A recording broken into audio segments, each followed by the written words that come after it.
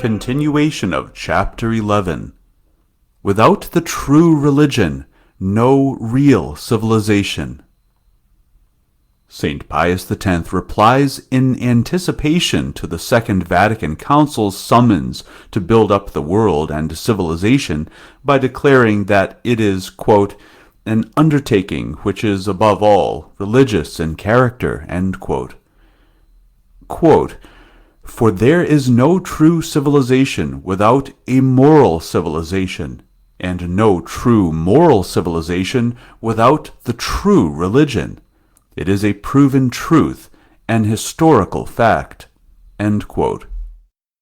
Fortunately, popes like Saint Pius X made themselves heard before Vatican Council II, for by giving us the truth, they have enabled us to better understand the current situation. Pope Saint Pius X is very clear in his affirmations. He does not employ this modern style that is incomprehensible and ambiguous. One never knows exactly what they mean, but is this not intentional? Saint Pius X defines civilization as principally a matter of religion, and he explains why.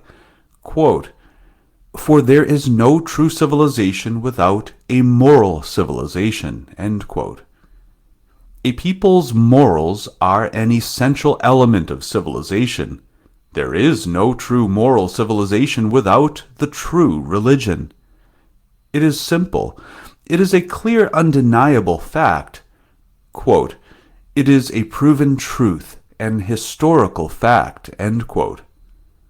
All those who pretend to seek a civilization apart from the Church, the truth, our Lord Jesus Christ, have completely veered off course.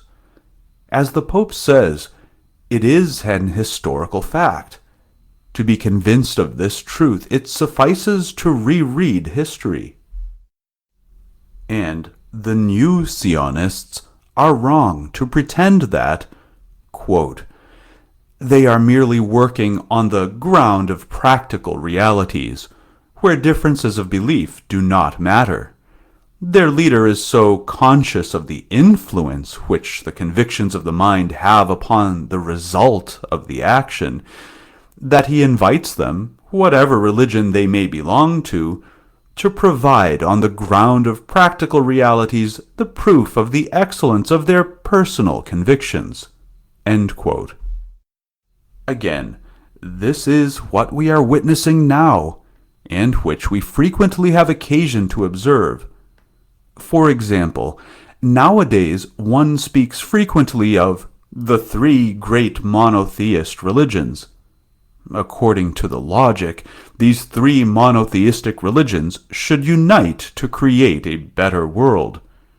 Not only is this completely utopian, but such language uttered by Catholics, bishops, and even the Vatican constitutes a veritable insult to our Lord Jesus Christ.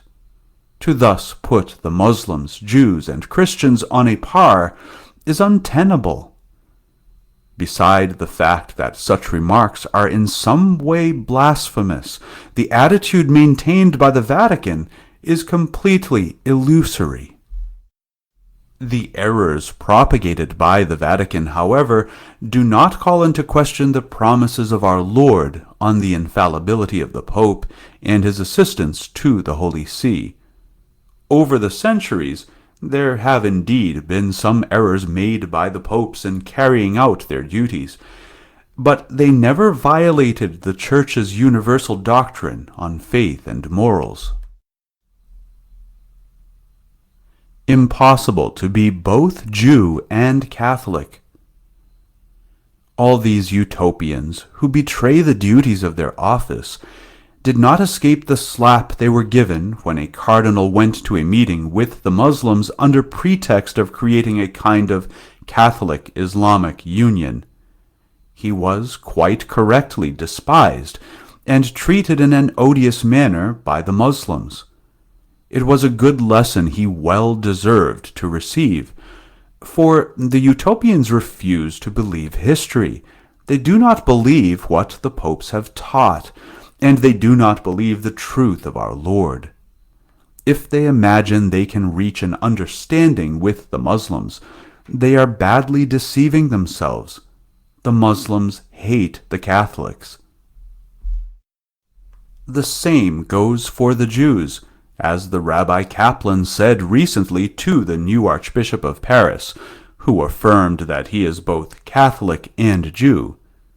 Quote, "It is impossible to be a Jew and a Christian at the same time." End quote.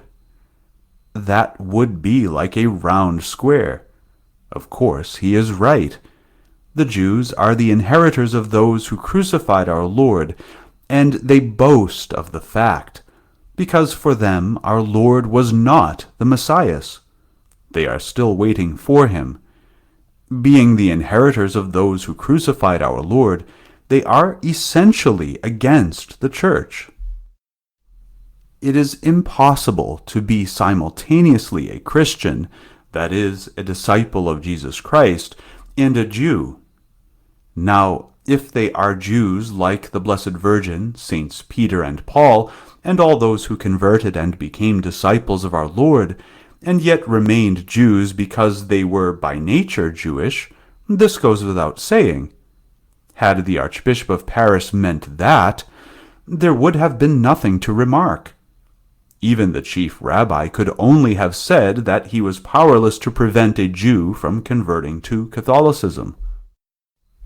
But for this man, being Catholic and moreover Archbishop of Paris and Cardinal of the Holy Church, to say, quote, "I am a Jew and in union with the Jewish community, this persecuted minority," end quote, is untenable. It is the Jews who have persecuted the Catholics. And when he speaks of the persecuted minority, the Cardinal shows that he does not know his history very well, because it is the Jews, after all, who persecuted the Christians. The Christians did not persecute the Jews. Just the contrary is true.